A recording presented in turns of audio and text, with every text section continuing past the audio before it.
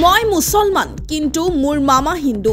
এই ব্যক্তিগৰাকী হৈছে হিন্দু আৰু মই হৈছোঁ মুছলমান। মই বৰ্তমান হিন্দুৰ মাটিত বহি আছো। কিন্তু মই বহি আছো মানে হিন্দু সকলৰ মাটিত। মামা আপোনাৰ মৃত্যু হলে কোনে কান্ধত ল'ব? আমিয়েই ল'ব লাগিব নহয় জানো? কোনোবা আছেনে আমাৰ মিলাপ্ৰীতি নষ্ট কৰিবলৈ? একাংশই যিমানেই সাম্প্ৰদায়িকতা নকৰক কিয় আমি সদায় একেই আছো আৰু একেই থাকিম। মানে ভিতৰত এটা বিভেদ সৃষ্টি কৰিব বিচাৰে। আচ্ছা আপুনি এটা কথা কওকচোন, আপুনি হিন্দু আৰু মই মুছলিম হয়, হিন্দু আৰু মুছলমানৰ ভাতৃত্ববোধ কেতিয়াও কোনো ষড়যন্ত্ৰই ভাঙিব পাৰিব জানো? নোৱাৰে। পাৰিব? আপোনাৰ এজন মুছলমান ভাগিন আৰু এগৰাকী হিন্দু মামাৰ কথা শুনিলে একাংশ লেতেৰা ৰাজনীতি কৰা সকলৰ চকু কপালত উঠিব। যিসকলে হিন্দু মুছলমানক লৈ বিভ্ৰান্তিৰ সৃষ্টি কৰিবলৈ চেষ্টা কৰে সেইসকল আজিৰ এই প্ৰতিবেদন চোৱাটো দৰকাৰ, কিয়নো আজিৰ এই প্ৰতিবেদন চোৱাৰ পাছত আপোনাৰ কোনো ভেদভাৱ নাথাকিব। এই ভিডিঅ'টো যিমান সম্ভৱ শ্বেয়াৰ কৰি সকলোকে চোৱাৰ সুযোগ কৰি দিব। এয়া মোৰ লগত যে চাব পাৰিছে এই ব্যক্তিগৰাকী হৈছে হিন্দু আৰু মই হৈছোঁ মুছলমান। হয়তো আজি আপোনালোকে ভাবিব যে হিন্দু আৰু মুছলমানক লৈ কিনে কিয় মই কথাটো কৈছোঁ। যদি আপোনালোকে লক্ষ্য কৰে চাওক, এই ৰাস্তা দেখা পাইছে, এই ৰাস্তাৰ সেইটো পাৰে হৈছে মুছলমান গাঁও আৰু ৰাস্তাৰ এইটো পাৰে হৈছে এইখিনি যিমান মাটি। বৰ্তমান কিন্তু মই বহি আছোঁ মানে হিন্দু সকলৰ মাটিত। মোৰ নিজৰ মানে আমাৰ গাঁৱৰ মাটি নহয় বা আমাৰ নিজৰো নহয়। মামা এইটো কাৰ মাটিত বহি আছোঁ বৰ্তমান? মোৰ মাটিত বহি আছোঁ। হয়, প্ৰথমে আপোনাৰ নামটো কৈ দিবচোন। কান্তা চৌধুৰী। কান্তা চৌধুৰী। তেতিয়াহ'লে আপোনালোকে নিশ্চয় গম পাইছে যে তেওঁ হিন্দু নে মুছলমান হ'ব। আৰু একেখন গাঁও বুলি ক'ব লাগিব, খালি ৰাস্তা এইটো পাৰ মানে হিন্দু এলেকা পৰিছে আৰু এইটো ছাইডে মুছলমান এলেকা পৰিছে। এই মোৰ পিছফালে ৰাস্তা, ঠিক আছে। আৰু এইটো ছাইডে চাব পাৰিছে এইটো মোৰ ঘৰ। তো কথাটো হ'ল এয়া যে হিন্দু মুছলমানৰ এটা বিভেদ আপোনালোকে গম পাইছে নহয়। তো মই কথা এটা ক'ব বিচাৰোঁ। চাওক আমি একেলগে বহি আছোঁ। মামা একদম সঁচা কথা ক'ব, অন্তৰৰ পৰা কথাটো ক'ব। সৰুৰ পৰাতো আপোনালোকে মোক চাই আহিছে, দেখিছোঁ, চাইছে মোৰ ডাঙৰ যিমান ডাঙৰ আছে গোটেইখিনিক আপোনালোকে চাইছে।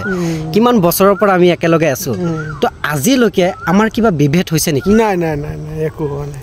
কেনেকুৱা চকুৰে আমাক চাই কওকচোন। ভালেই চকু, তই চাওঁ মই চাওঁ, ভালেই, একো কোনো হিংসা ভংগী নাই।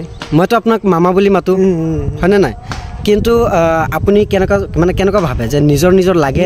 নিজৰ আছে। এতিয়াতো ইয়াতেতো মই অকলে আছোঁ, মোৰ ঘৰত দূৰত আছে। এতিয়া মোৰ ইয়াত ধৰক কিবা এটা অসুবিধা হৈ গ'ল, মোৰ আপোন কোন? সেইটো যোন ওচৰত থাকিব সিয়ে আপোন না, হয় নে নহয়? চবেই গতিকে ধৰিব লাগে নিজৰ আপোনেই বুলি ভাবিব লাগে।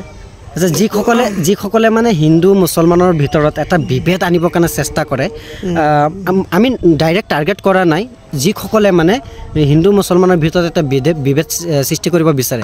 আচ্ছা আপুনি এটা কথা কওকচোন, আপুনি হিন্দু আৰু মই মুছলিম হয়, হিন্দু আৰু মুছলমানৰ ভাতৃত্ববোধ কেতিয়াও কোনো ষড়যন্ত্ৰই ভাঙিব পাৰিব জানো? নোৱাৰে। পাৰিব?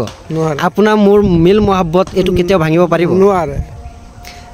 হয়তো কালি আপুনি মৰি যাব, হয় হয় হয়, আমিয়ে চাব লাগিব। আচ্ছা আৰু এটা কথা আপোনাৰ মনত আছে নাই যে আমাৰ সেয়া অলপ আগত আপোনালোকে গম পাইছে সেয়া বুবু বোলা ল'ৰাটো যে আছে আমাৰ গাঁৱত কিন্তু হিন্দু মানুহ আছে, অসমীয়া ল'ৰা এটাই নহয়, মানে অসমীয়া কেইটামান ঘৰে আছে, তাৰ ভিতৰত এটাই ল'ৰা নাম হৈছে, নামটো নকওঁ বাদ দিয়ক। আচ্ছা আপুনিতো গম পাইছে মানুহটো কোন হয়? তো তেওঁৰ বাপেকৰ মানে অন্তিম সময়টোত আমাৰ মুছলমান মানুহে তেওঁক কান্ধত লৈছিলে, কথাটো মনত আছেনে আপোনাৰ? হয় হয় মনত আছে। হয়, তেওঁৰ যিমান মানে সকাম গোটেইখিনি আমাৰ মুছলমান মানুহে কৰিছিলে, হয়নে নাই? লোৱা লৈ পেলাই চব কৰিলে আৰু প্ৰফুল্ল মৰুটোতো কৰিলে, হয়, মাইকী মতাক দুটা কৰিলে, ইয়াৰো মা বাপাক কৰিলে।